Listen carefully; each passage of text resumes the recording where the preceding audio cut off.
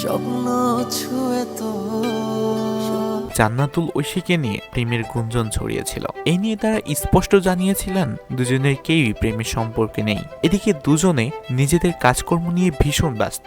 হঠাৎ আবার দুজনে খবরের শিরোনামে এর মধ্যে জানা যায় তাদের অভিনীত নূর ছবিটি মুক্তি পেতে যাচ্ছে, তবে প্রেক্ষাগৃহে নয়, ওটিটি প্ল্যাটফর্মে মুক্তি পাবে এই ছবিটি।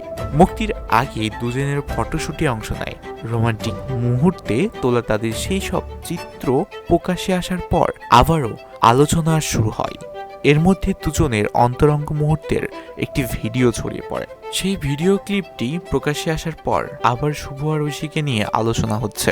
আরিফিন, শুভ ও ঐশীর ছড়িয়ে পড়া অন্তরঙ্গ মুহূর্তের ভিডিও ক্লিপে দেখা গেছে নদীর পাশে কাশবনের মাঝখানে ঐশীকে চুমু কাচ্ছেন আরিফিন শুভ। খোঁজ নিয়ে জানা গেছে ছড়িয়ে পড়া ভিডিওটি মূলত নূর সিনেমার একটি গানের ক্লিপ। এখনও সিনেমার কোনো গান মুক্তি দেয়নি। এর মধ্যে কেউ একজন গানের একটি ভিডিও ক্লিপ সোশ্যাল মিডিয়ায় ছেড়ে দেন। এরপর থেকেই তা নিয়ে আলোচনা শুরু হয়েছে।